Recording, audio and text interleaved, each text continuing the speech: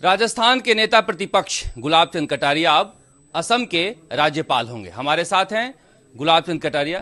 Sir, बहुत बहुत बधाई हो आपको। एक बड़ी जिम्मेदारी मिल रही है आपको, लेकिन चुनावी साल में यहाँ लोगों को लग रही थी गुलाब चंद कटारिया की ज्यादा जरूरत है।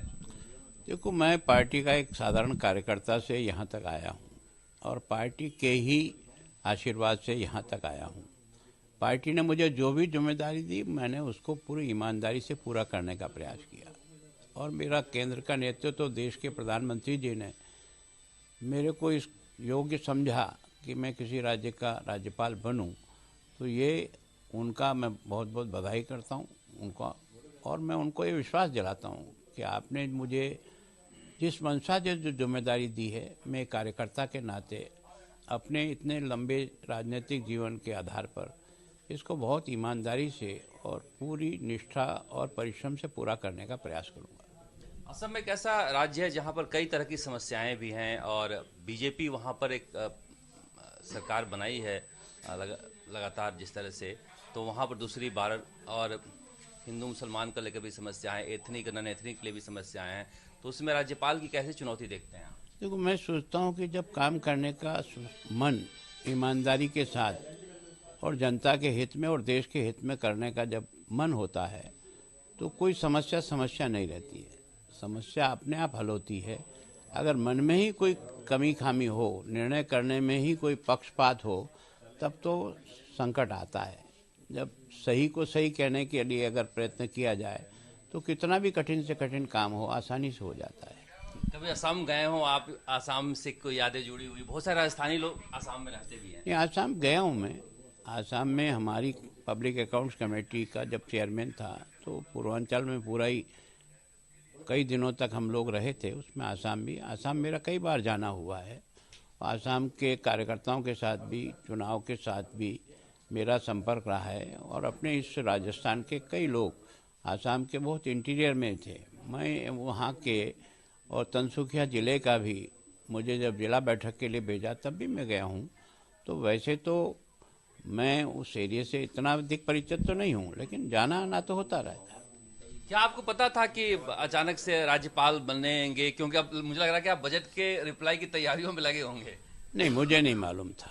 मुझे तो ये पार्टी के और निर्णय के बाद और आप सब लोगों के फ़ोन आने लगे, उसके बाद ही मैं स्नान करके निकला ही था पूजा करके, और मुझे समाचार मिला।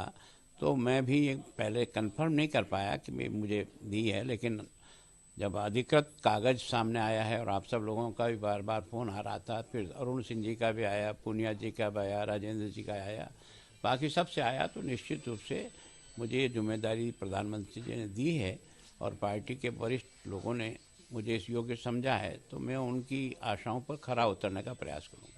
प्रधानमंत्री से बातचीत हुई तो कुछ हिंट विंट मिला था? नहीं मिला था? प्रधानमंत्री जी ने बस हालचाल जरूर पूछा था, बस ये कुछ नहीं कहा क्या है। सामान्यतः वो मिलते हैं तो पूछते हैं कटारिया जी कैसे हैं, बस इतनी बात हुई थी। राजस्थान में लोग मिस करेंगे जिस तरह से एक भावनात्मक भाषण देते थे आप, और आंकड़ों का ऐसा लेके आते थे कि सामने वाला जो है वो चित्त हो जाता था। लोग मिस करेंगे आपको विधानसभा में। देखो, मैं को जो जिम्मेदारी दी प्रतिपक्ष नेता के नाते, मैंने उसको निभाने के लिए जितना भी मैं कर सकता हूँ प्रयत्न, उसको करने का प्रयास किया। और सदन में भी मैंने अपनी पार्टी की मंशा और वास्तविकता क्या है और दिखाया क्या जा रहा है, उसको मैंने हर समय पर रखने का प्रयास किया है। तो कोशिश करता हूँ एक कार्यकर्ता के रूप में, इतना बड़ी जिम्मेदारी दी है तो मुझे उतनी ही मेहनत करके उसको पूरा करने का मेरा दायित्व भी बनता है। मैंने उसको करने का प्रयास किया। कमी खामी भी रही होगी, लेकिन मैंने प्रयत्न तो ईमानदारी से किया कि मैं अच्छा से अच्छा पार्टी के लिए अपनी बात को जनता के सामने ले जा सकूं विधानसभा के माध्यम से। आपके हिसाब से आपका उत्तराधिकारी कौन हो सकता है? हमारे यहाँ उत्तराधिकारी में कोई एक व्यक्ति निर्णय नहीं करता है। पार्टी का हाईकमान भी होता है और राजस्थान के सब प्रमुख लोग भी होते हैं और विधायक दल के लोगों से भी बातचीत करके निर्णय करते हैं। मैं सोचता हूँ पार्टी बैठ करके जो निर्णय करेगी उसको सब पालन करेंगे। मैंने भी वैसे ही पालन किया। मुझे नहीं पता था 8 बजे तक कि मुझे प्रतिपक्ष का नेता बनाया जाएगा, लेकिन पार्टी के लोगों ने मिलकर तय किया और मुझे 8 साढ़े 8 बजे जानकारी मिली कि आपको नहीं है, तो मैं सोचता हूँ हमारी पार्टी का काम करने का अपना एक तरीका है, सबसे सलाह करके, सबसे बातचीत करके जो अच्छा से अच्छा निर्णय हो सकता है वो करने का प्रयास करते हैं। मेवाड़ में अचानक से एक कद्दावर नेता एक सरकारी पद पर चला जाएगा तो एक वैक्यूम भी आ जाएगा वहाँ पर। देखो, मैं सोचता हूँ बीजेपी में वैक्यूम नहीं आता है। कारण क्या है, बीजेपी में हमेशा नई पोद आती रहती है। ऐसा नहीं है कि एक ही व्यक्ति पे बीजेपी चलती है। जब अटल जी और आडवाणी जी एक तरह से राजनीति में उनका समय बहुत अधिक हो गया, उसके बाद वो हार हुए, तो आपने किसी ने सोचा नहीं होगा कि नरेंद्र मोदी जैसा एक व्यक्ति आएगा जो उससे भी अच्छा काम करने की अपनी तमन्ना से काम में लगे हुए हैं। तो हमारे यहाँ हर कार्यकर्ता काम करने की क्षमता रखता है, जिसको मौका मिलता है वो अच्छे से अच्छे ढंग से करता है। और हमारे पार्टी में यही सबसे बड़ी विशेषता है कि हम नीचे की पोद को भी साथ साथ तैयार करते रहते हैं। हमारे विभिन्न मोर्चों में काम करता है, पार्टी में काम करता है, संगठन में काम करता है, कई हमारे होल टाइमर काम करते हैं। तो मतलब संगठन का ढांचा पोलिंग स्टेशन तक गया है, उन्हीं में से कार्यकर्ता छन छन करके आता है। तो हमारे यहाँ अभाव नहीं रहता है, हमारे यहाँ हमेशा पूर्ति रहती है। एक चाहिए तो 10 मिलते हैं, तो इसलिए कोई अभाव वहाँ नहीं दिखेगा। आज थोड़ा सा मैं जानना चाहूँगा कैसे आपका राजनीतिक करियर सफर शुरू हुआ था और कैसे बीजेपी से जुड़े आप? देखो, मेरा राजनीतिक करियर तो मैं तो संघ का एक स्वयंसेवक था और संघ का ही काम करता था। और संघ के काम के लिए ही मुझे एक जगह, जब मैं झाड़ोल में सीनियर टीचर था, मुझे अपनी नौकरी छोड़नी पड़ी। उन्होंने मेरे सामने शर्त रखी, वो प्राइवेट इंस्टीट्यूशन है, विद्यापीठ जो आजकल यूनिवर्सिटी है, कि आप या तो संघ की शाखा लगाओ या नौकरी करो। हमने कहा अभी तो हमारी उम्र जो है ना संघ का काम करने का है, नौकरी और ढूंढ लेंगे।